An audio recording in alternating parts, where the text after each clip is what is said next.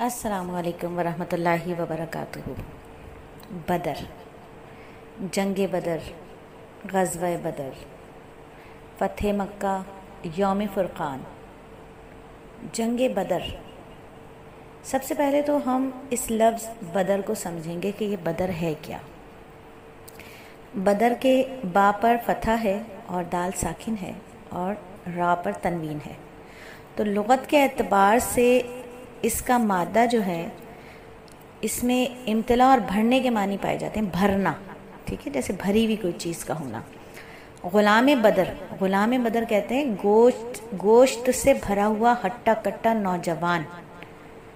खूब हट्टा कट्टा गोश्त से भरा हुआ नौजवान होगा तो उसको कहेंगे ग़ुलाम बदर। फिर बेदर कहते हैं, बेदर खलियान को कहते हैं क्योंकि वो भी तआम और गले से भरा हुआ होता है। और अल बदर हम सब जानते हैं, अल बदर किसको कहते हैं? 14वीं के चाँद को, क्योंकि 14वीं का चाँद भी कामिल होता है, मुकम्मल होता है, रोशनी से भरा हुआ होता है। अच्छा, बदर जो है मक्के और मदीने के दरमियान एक मशहूर पानी का एक घाट है, उसका नाम है। और ये मकाम जो है वो मकाम सफ़रा के नीचे है, मकाम सफ़रा के नीचे है। और इसके और साहिल समंदर के दरमियान 1 रात का फासला है। और ये जगह मदीना मुनव्वरा से तकरीबन 8 मील के फासले पर, 80 मील के फासले पर है।